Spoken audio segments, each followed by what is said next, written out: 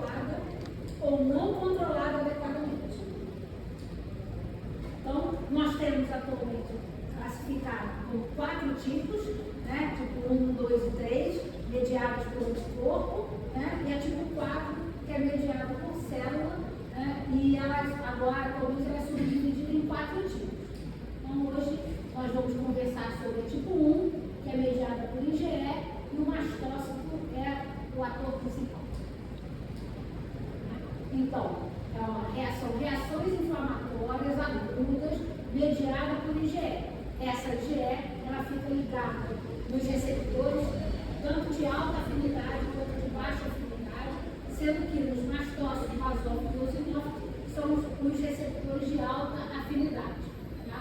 Com isso, ou seja, com a ligação da IgE no receptor de alta afinidade do mastócito, vão ser liberadas substâncias, né, farmacologicamente ativas ou imunologicamente ativas, né, e essa hipersensibilidade, ela está ligada ao controle das parasitoses e das reações alérgicas. Tá? Elas são o principal. Então, muitas das vezes, a gente recebe no consultório, a pediatra mandou aqui porque está com IgE aumentada, tá? Mas não tem nenhum sintoma, não tem história familiar, não tem nada. Então, sempre também pensar em parasitose. Tá? Então, reações alérgicas da produção a um antígeno ou alérgeno. O alérgeno, tá? É o antígeno ligado à alergia. Tá? O antígeno pode ser qualquer antígeno, mas quando ele é ligado à alergia, ele é chamado de alérgeno. Tá? Então, esse conceito é fundamental, que é o conceito de atopia. Então, a predisposição genética que determinado indivíduo tem para produzir IgE contra alérgenos habituais, ambientais habituais. Então, é aquele paciente que desenvolve IgE para qualquer coisa. Né? Então, hoje a gente viu um paciente de dermatite atópica, né, com uma IgE lá no alto e IgE positiva para coco, para camarão, para trigo, para as coisas mais dísparas possíveis, sem nenhuma relação química. Tá? Então, o paciente que é atópico, ele tem essa predisposição. Então, aqui, né, pólen, ácaro, alimentos, alguns medicamentos, tá? E precisa de uma exposição prévia ou repetida, tá? Para que aconteça a reação. É a chamada, então, de sensibilização. Isso aqui é outro conceito importante, tá? Tudo que é de fora, tá, que não é nosso, você pode promover, ter um organismo, o sistema imune faz uma defesa, tá? Pode ser por IgE, pode ser por IgM, pode ser por célula, mas isso não quer dizer que esse paciente vai reagir, tá? Então, mais uma vez, aquele paciente que você não tem história nenhuma de nada, mas que dá um teste positivo ou uma IgE positiva a tomate, coco, essas coisas, tá? Esse paciente é considerado sensibilizado. Então, ele tem uma defesa, mas ele não faz reação. Tá? Isso não quer dizer que o paciente seja alérgico, ele só vai ser considerado alérgico se ele tem IgE positivo e tem uma doença, né, correlação com essa IgE. Tá? Então, aqui só para mostrar, então, o alérgico tem a primeira exposição, tá? O paciente está lá, fez IgE de defesa normal, uma pouca quantidade. Um paciente que tem uma IgE, mas que não tem doença correlata, né, é o paciente sensibilizado.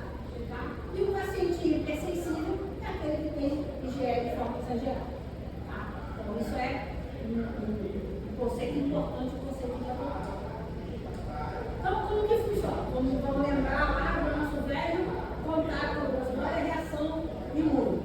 Então, o alérgeno, o parasita, entra no organismo, pela célula epitelial, tá? Ele é captado pela célula apresentadora de antígeno, essa célula apresentadora de antígeno, né, capta esse linfócito, vai lá no linfonodo, né, no linfonodo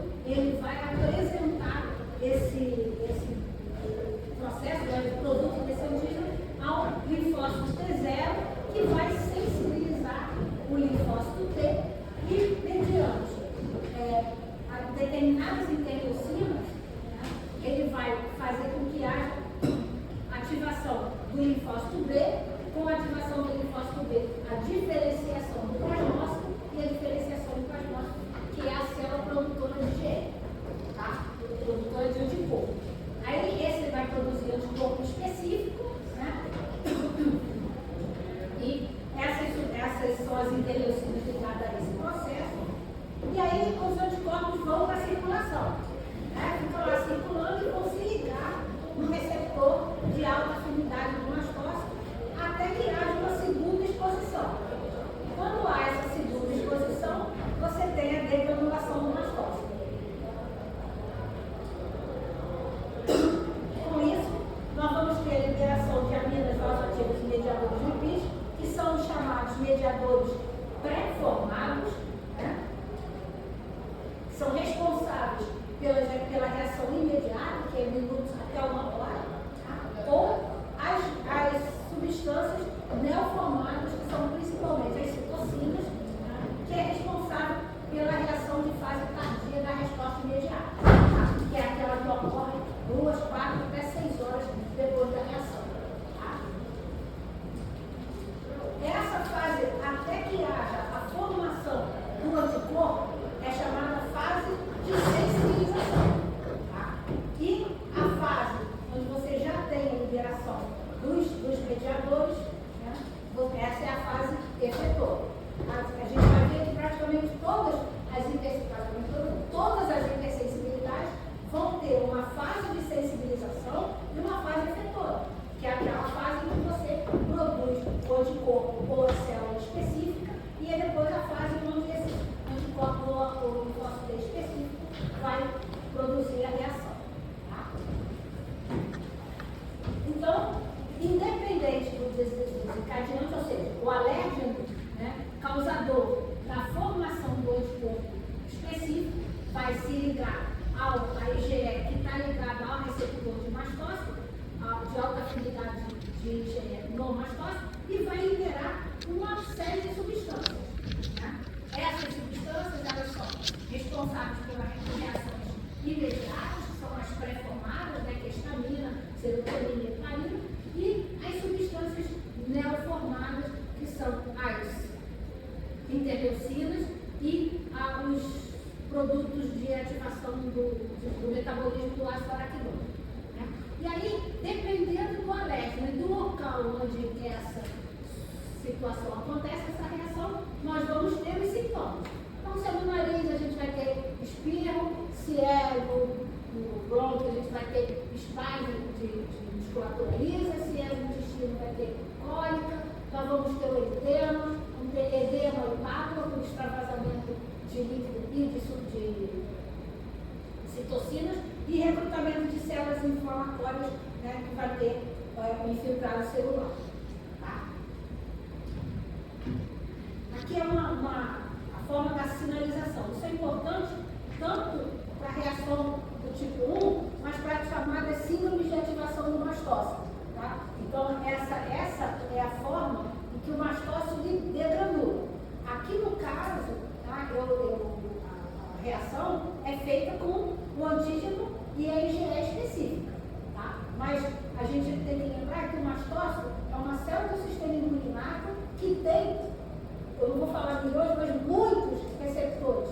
Então, e se esse paciente tem um defeito nessa sinalização, ou seja, essa sinalização é exagerada, qualquer coisa que estimule o mastócito vai promover degranulação. Tá? Então, lembrar que essa reação antígeno-anticorpo não é o único fator capaz de degranular o mastócito. Tá? Então, isso é importante por quê? Porque se você tem por exemplo, uma urticária, tá? Você pode ter uma urticária causada por um alimento, e aí você tem uma IgE específica para esse alimento, tá? Mas você pode ter urticária, por exemplo, por uma medicação, que existe um receptor chamado NRGPR2, em que, por exemplo, a quinolona se liga nele direto e degranula direto. Tá? Opioides, tem granulação direta do mastócito. Frações do complemento, tá? Tem degranulação direta. Então, processos infecciosos, tá? Pode causar degranulação do mastócito, sem a participação do IgE. Então, lembrar que todo paciente que faz urticária, apesar de nem todos, precisam de fazer teste para IgE. Isso aqui é importante. Então, quando há a ligação do antígeno com as duas IgE específicas, vai ter a sinalização. Aqueles grãos que já estão pré-formados, eles vão liberar as substâncias, as chamadas substâncias pré-formadas.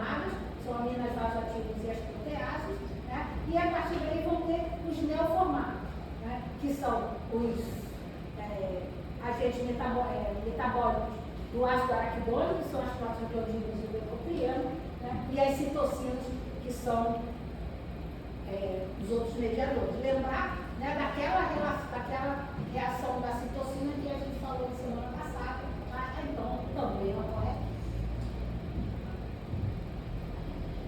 Bom, e aí é aquilo, o mastócito, basófilo ou eosinófilo, eles vão sofrer a degranulação, e aí a liberação desses mediadores vão ser responsáveis pelos das diversas reações que o organismo pode dar. Não só em relação àquele local, mas se for uma degranulação maciça, né, aí nós vamos ter anafilaxia, ou seja, uma reação sistêmica e não só naquele local onde ocorreu a reação, né, seja no intestino, seja na pele, né, e lembrar que o eosinófilo é uma célula, ela é malzinha, tá? Malzinha que eu falo porque além dessas substâncias, né, que o próprio eosinófilo são interleucinas e proteínas que vão quebrar e destruir o epitélio. Tá? Então, onde ela está presente, né, ela causa também um dano, tá? Não só por conta da reação. Né? E ele tem também interleucinas que ativam ele próprio.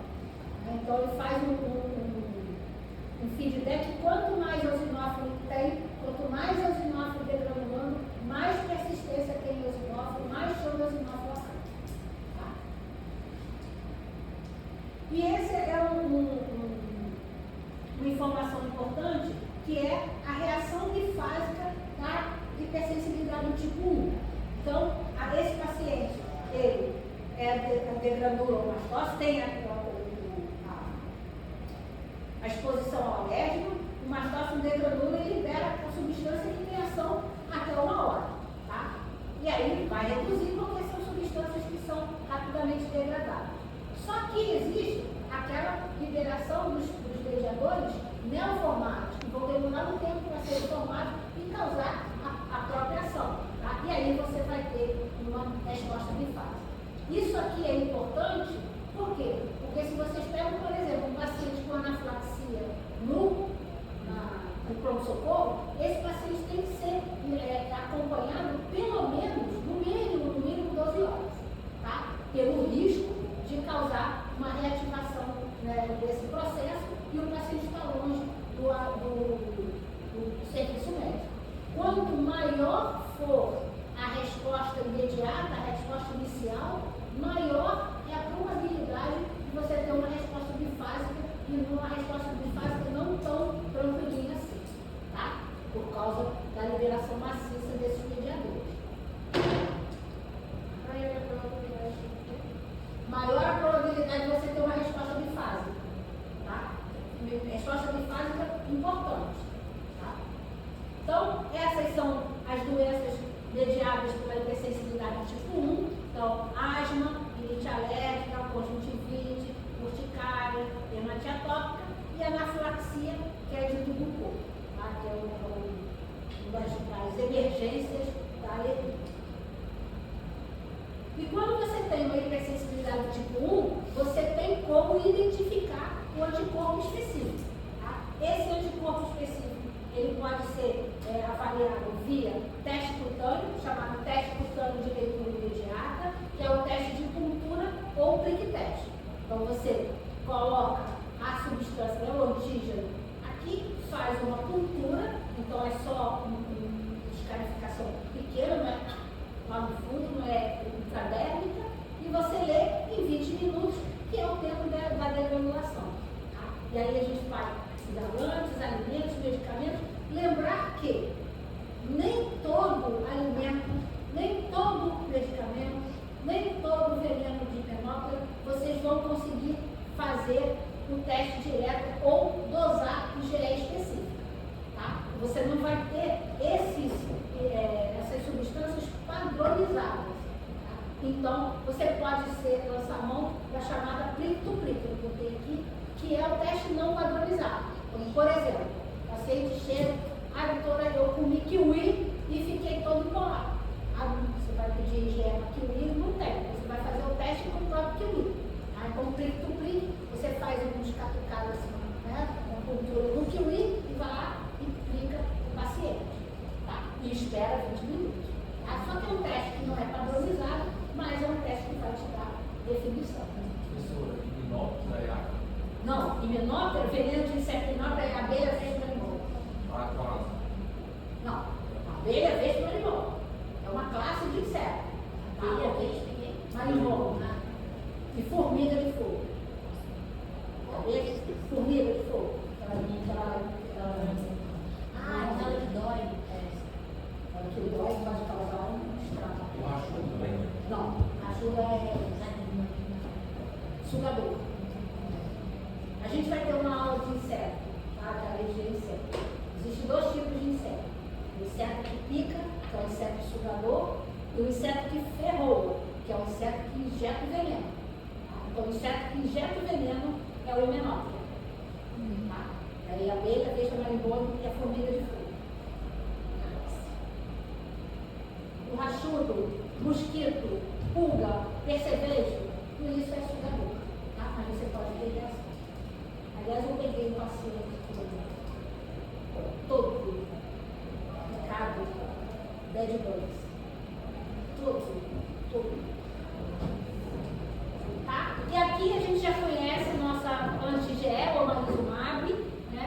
Então, a anti-GE é o anticorpo anti-IgE, que vai se ligar às IgE circulante e vai impedir a ligação da IgE no receptor de alta afinidade do mastócito e, consequentemente, a gente não vai ter a degranulação do mastócito. Tá?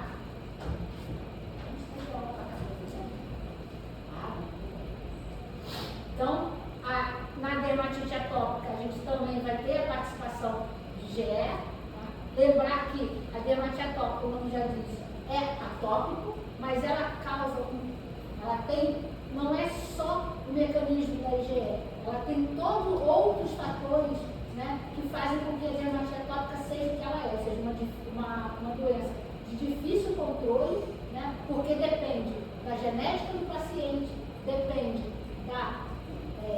do distúrbio de barreira que esse paciente tem, né, tem um efeito de barreira, né, ele tem uma desregulação imune, não só por conta da hipersensibilidade tipo 1, mas por outras citocinas envolvidas.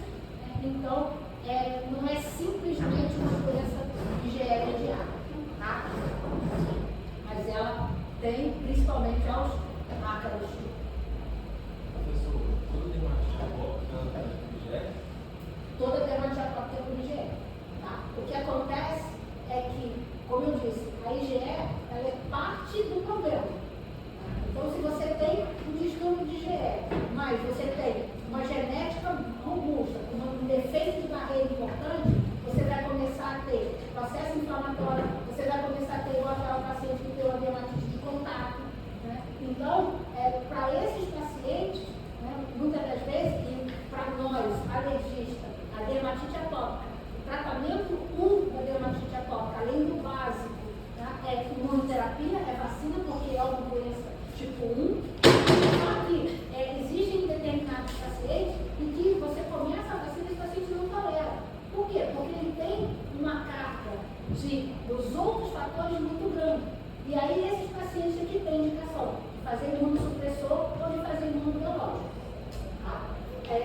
Quem passar na alergia vai ver que alguns pacientes a gente faz vacina liberar rapidinho, a gente faz vacina, o paciente não melhora, faz imunossupressor, o imunossupressor é fantástico, tá? Melhora super bem. E às vezes a gente faz imunossupressor para começar a vacina, a gente tira o processo inflamatório para poder tratar a parte do IgE. Tá? E às vezes nada disso resolve, isso é parte do imunobiológico. A histamina é liberada por isso, não? A histamina ela é liberada pelo mastócito e basófilo. Então, a necessidade de pode tratar com histamina. Sim. Falaremos em breve sobre esse assunto. Tá? Aqui. Isso serve então foi bom essa pergunta, porque eu acho que vocês vão ouvir a Lu dizer que não se trata de dermatite atópica com histamina, né? Com histamina, publicidade. Por quê? Porque o antihistamínico aqui, tá, é um dos fatores. Tá? E o prurido da dermatite atópica não é pela histamina, como é no caso da urticária. Tá? Na urticária, o tratamento inicial é o histamínico e aumenta a dose para controlar. Tá? Mas aqui na dermatite atópica, o prurido ele é causado pela histamina, é causado pelas alarminas, né? Então IL-33, IL-31, tá? Pelas outras, pelo TSLP, tá? Pelo processo inflamatório que causa, então são liberadas citocinas, são liberadas neurotransmissores, aqui é cheio de terminação nervosa, então esse prurido tem muitos outros fatores, tá? Por isso que se você faz o histamínico, alguns pacientes até melhoram, mas não adianta aumentar o histamínico como a gente aumenta na urticária, que você não vai ter tanto sucesso assim. Tá? Aqui é a urticária, aqui sim, né? Então aqui você tem a liberação de vários mediadores, mas aqui a histamina, aqui a ativação do mastócito é o mecanismo principal. Tá? Então aqui você tem a ativação do mastócito com a liberação dos vasomediadores, aí você tem aumento da permeabilidade vascular, estímulo das terminações nervosas, e a gente vai ter a lesão eritema papular quimiginosa. Tá? No caso, por exemplo, da urticária crônica espontânea, tá? Você tem ativação do mastócito. Tá? É isso aqui que acontece. O problema é que o fator que ativa o mastócito, tá, é um alto anticorpo. Tá? Então, é uma doença autoimune. E, consequentemente, essa degranulação é feita constantemente.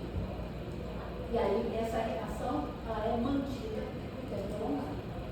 Tá? Mas ainda assim, o tratamento é histamínico. Nesse caso, ainda é histamínico. Tá? As reações de hipersensibilidade ao medicamento são aquela velha história. Você toma uma penicilina, essa penicilina, né, ela é uma pílula, vai ser captada, vai lá no sistema, vai lá no linfonodo, vão fazer IgE específico, e quando você toma ela de novo, você passa a ter reação. Aqui é o tratamento. Então, são vários, como são a sinalização, ou seja, desde a ligação do anticorpo com a IgE específica, da IgE específica e com o seu antígeno, até a liberação dos mediadores, né, a gente tem um caminho, né, são várias vias que a gente pode bloquear. Né? Então, a primeira é direta, a IgE, então a anti-IgE, a gente evitar que a IgE se ligue no receptor. Tá? A gente tem o chamado estabilizadores de membrana do mastócito.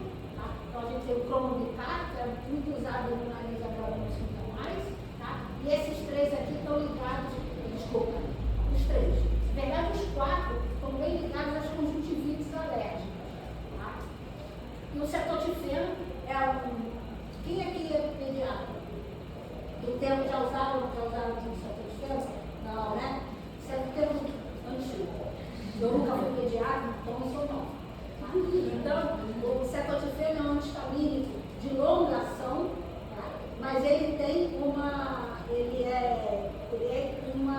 estabilizador de membrana do mastócito, tá? Mas é inicialmente um antihistamínico. Ele era bastante usado na pediatria, por quê? Porque ele dava sono e fome.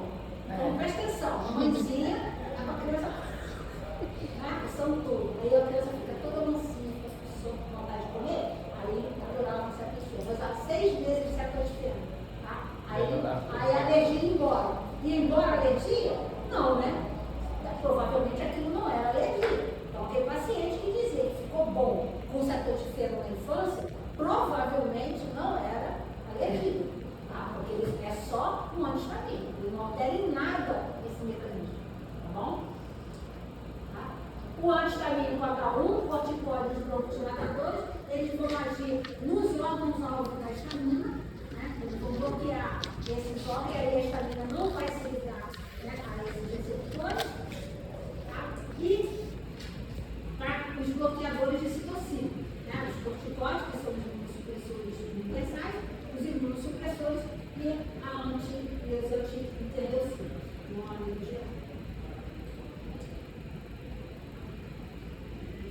gente deu a terceira